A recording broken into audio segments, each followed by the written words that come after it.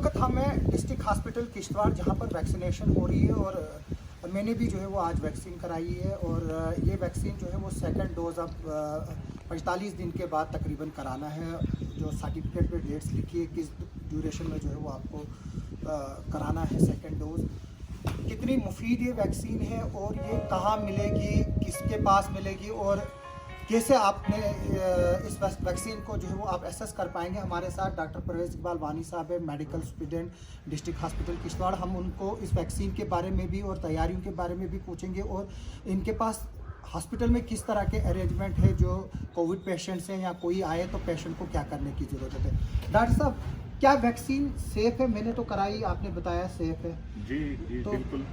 क्या बताएंगे? वैक्सीन जो है वो बिल्कुल सेफ है और इस वक्त जिस तरह का माहौल बना हुआ है, आप जानते हैं कि सेकंड सर्ज जो है बहुत जो है तेज़ी से बढ़ रही है और हम सबको चाहिए, हमारा मैसेज सबके लिए है कि हम लोग वैक्सीन कराएं। जो हिंदुस्तान में बनी हुई वैक्सीन्स हैं वो बिल्कुल सेफ हैं, कोई बहुत मिनिमल साइड इफ़ेक्ट्स, वो भी कोई सीरियस तरह के नहीं हैं इस तरह के सामने आए हैं और बहुत कम हैं। कम जो है ऐसे कोई जो रिएक्शंस वगैरह इसके वैक्सीन के रिलेटेड जो है वो सामने आई हैं। ख़ुसूसन अगर हम जम्मू कश्मीर में बात करें तो यहाँ पे और ख़ास तौर पे डिस्ट्रिक्ट किश्तवाड़ की बात करें तो बहुत कम हमें रिएक्शंस मिली हैं। तभी सभी लोगों को अच्छी तरह से वैक्सीन लग रही है और कोई जो है साइड इफ़ेक्ट्स नज़र नहीं आए। तो कौन ये वैक्सीन लगाएगा, किसको लगानी है और कैसे लगाएगा? जी, अभी तक जो 45 और 45 साल से ऊपर के जितने भी लोग हैं वो एलिजिबल हैं, वो वैक्सीन करवा सकते हैं। डिस्ट्रिक्ट किश्तवाड़ के पूरी डिस्ट्रिक्ट में, पूरे ज़िला में जगह जगह सेंटर्स हैं। किश्तवाड़ टाउन के अंदर इस वक्त तकरीबन 8 से 10 जो है वैक्सीनेशन सेंटर चल रहे हैं और आप जैसा कि आप जानते हैं कि आज कर्फ्यू भी है, लेकिन क्योंकि कर्फ्यू के दौरान में ये जो वैक्सीनेशन और टेस्टिंग और मेडिकल जो इश्यूज़ हैं उनको फ्री रखा गया है, उनको इसके अंदर कवर नहीं किया गया, इसलिए लोग जो हैं इसका फ़ायदा उठा रहे हैं और हमारी अपील भी है कि लोग बढ़ चढ़ के इसमें आगे आएँ। तो कैसे अप्लाई करना है, मतलब क्या तरीक़ाकार है? अगर एक शख्स को वैक्सीन करानी है उसको क्या करना है और क्या डॉक्यूमेंट चाहिए उसको, क्या कोई पैसा देना है? जी नहीं, ये बिल्कुल फ्री है, वैक्सीन बिल्कुल फ्री है। सिर्फ आधार कार्ड वो लेके किसी भी हमारे वैक्सीनेशन सेंटर पे आ सकते हैं और वैक्सीन जो है वो करवा सकते हैं। तो जैसे मैंने डॉक्टर साहब आज जो वैक्सीन मैंने आज कराई, क्या इसी वैक्सीन का मेरे को दूसरा डोज लगेगा या बाकियों को, कि यहाँ बाद में अगर उस वक्त ये वैक्सीन अवेलेबल नहीं हो तो दूसरी वैक्सीन लग सकती है? नहीं जी, वैक्सीन तो सेम रहेगी।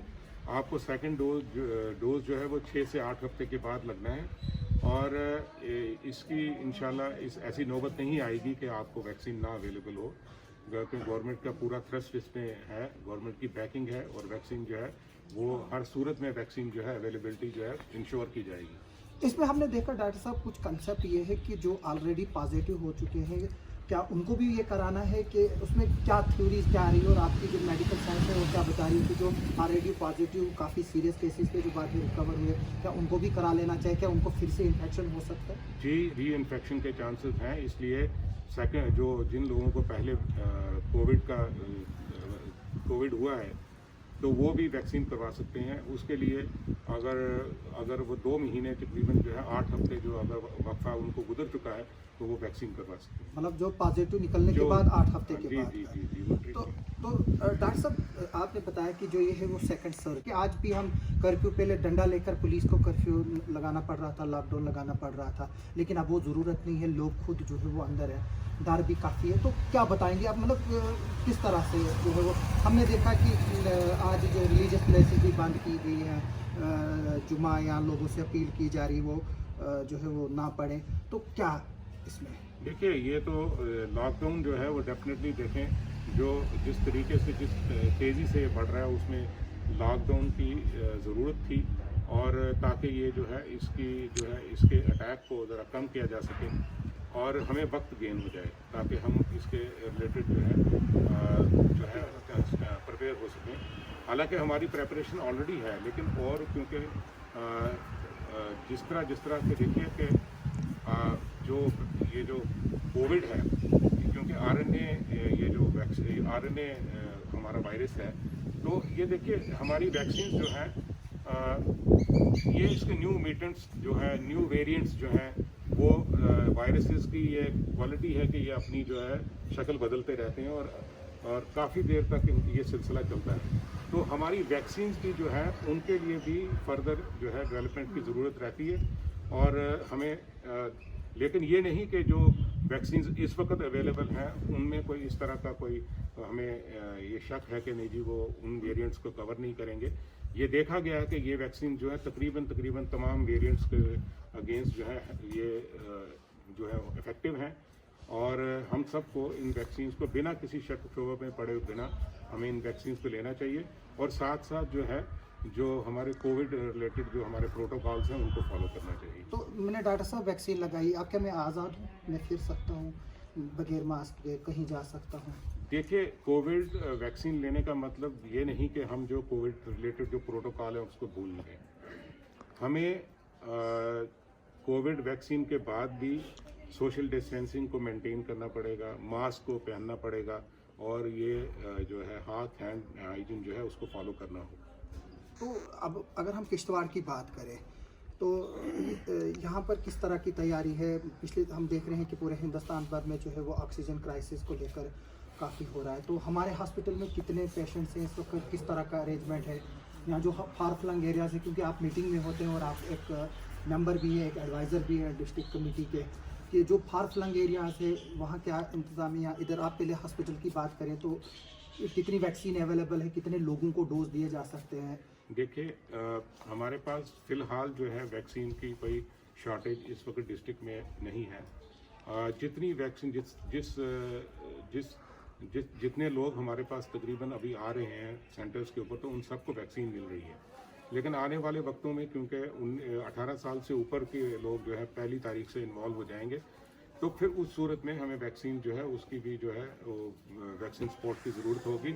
और इंशाल्लाह वो हम उस पर काम कर रहे हैं, वो हो जाएगा। ऐसी कोई दिक्कत पैदा नहीं होगी। रही हमारे हॉस्पिटल के अंदर जो अवेलेबिलिटी आप बता रहे हैं ऑक्सीजन की, सफिशेंट क्वांटिटी में इस वक्त हमारे पास ऑक्सीजन सिलेंडर्स अवेलेबल हैं, फिल्ड हैं।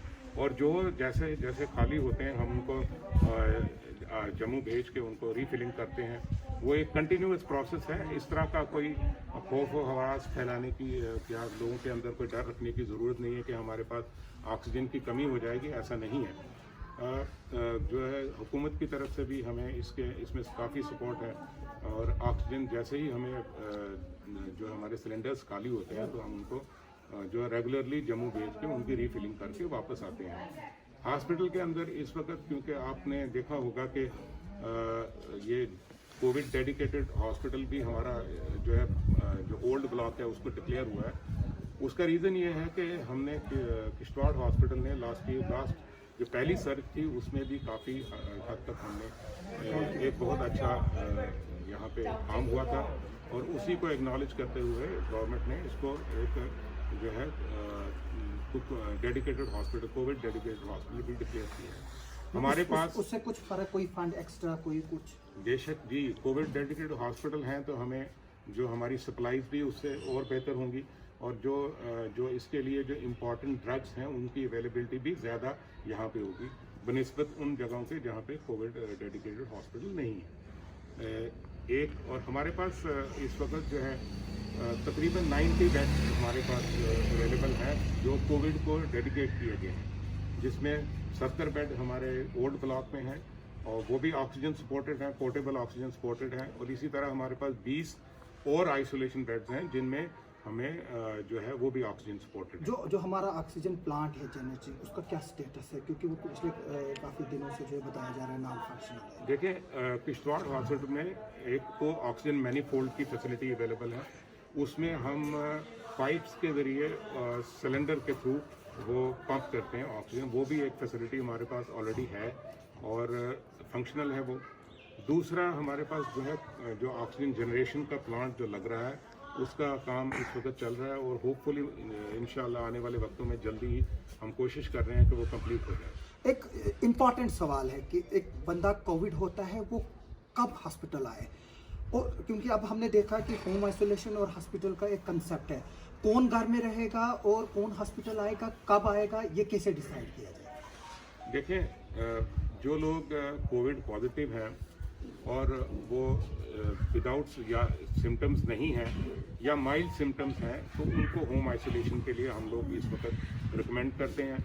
उनका डेली जो है उनका साथ कांटेक्ट किया जाता है और उनकी खैर खैरियत के बारे में पूछा जाता है और उनको ये इंस्ट्रक्शंस दी जाती हैं कि वो किस तरह का जो है इस वक्त जो है किस तरह की तदबीरें करें, किस तरह के स्टेप्स लें ताकि वो इस बीमारी से फर्दर उनको उसका कॉम्प्लिकेशन ना आए। यानी कि आपका कहना है कि जो घरों में है वो भी आपके ही कंट्रोल में है? जी जी बिल्कुल, होम आइसोलेशन है और उनके साथ डेली मोबाइल पे उनके साथ बात की जाती है, उनकी खैर खैरियत पूछी जाती है। उनके अगर कोई सिम्टम्स इस तरह हों कि जब उनकी ऑक्सीजन सेचुरेशन गिरने लगे, क्योंकि उनको हर एक पेशेंट को हम जो है ये जो है जी उनको दिया जाता है, ऑक्सीमीटर्स दिए जाते हैं और ऑक्सीमीटर में अगर उनकी सेचुरेशन कम हो जाए तो फिर उनको हॉस्पिटल के साथ कांटेक्ट करने की कहा जाता है।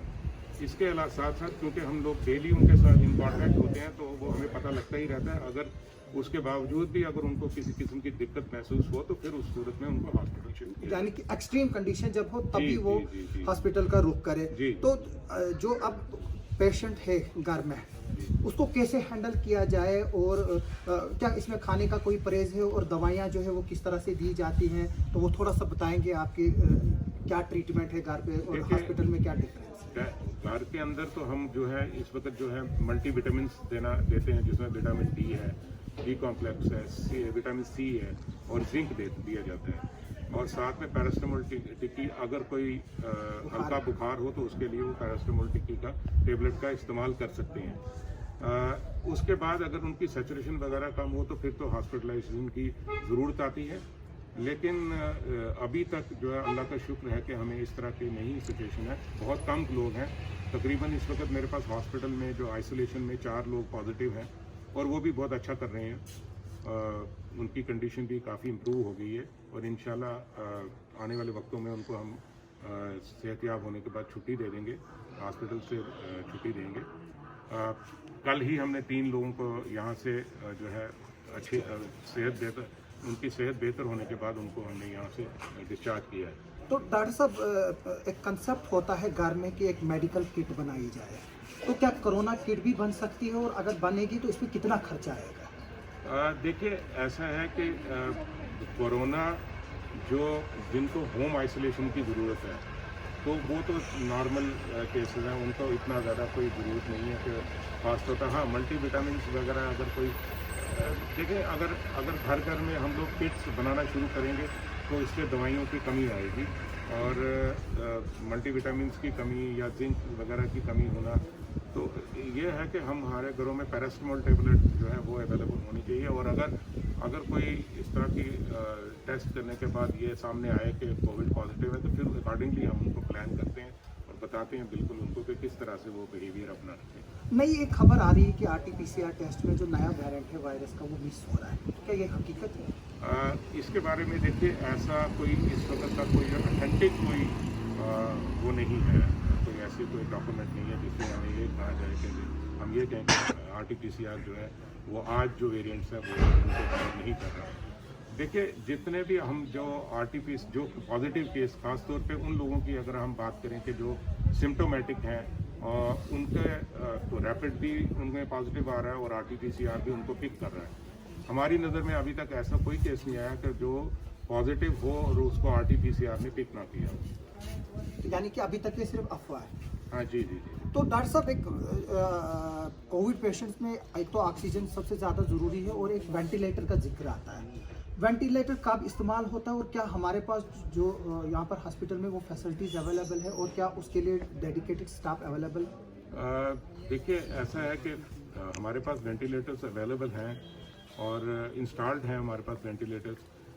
ऑक्सीजन जो हाई फ्लो ऑक्सीजन है, इस वक्त हम हाई फ्लो ऑक्सीजन देने के काबिल हैं हॉस्पिटल के अंदर और 95% केसेस जो हैं उनको हाई फ्लो ऑक्सीजन की ही ज़रूरत है और उसी पे ही उनको मेंटेन किया जाएगा और कर भी रहे हैं हम उसी हिसाब से। रहे जो 5% केस हैं जो जिनमें कॉम्प्लिकेशंस हैं या डायबिटीज़ है, कोमॉर्बिड कंडीशंस हैं, डायबिटीज़ हाइपरटेंशन खास तौर पे ये जो है ये ज़्यादा इम्पॉर्टेंट जो हम कह सकते हैं तो कोमॉर्बिड कंडीशन है जिसमें कोविड के जो है कॉम्प्लिकेशन फर्दर होने का खतरा रहता है।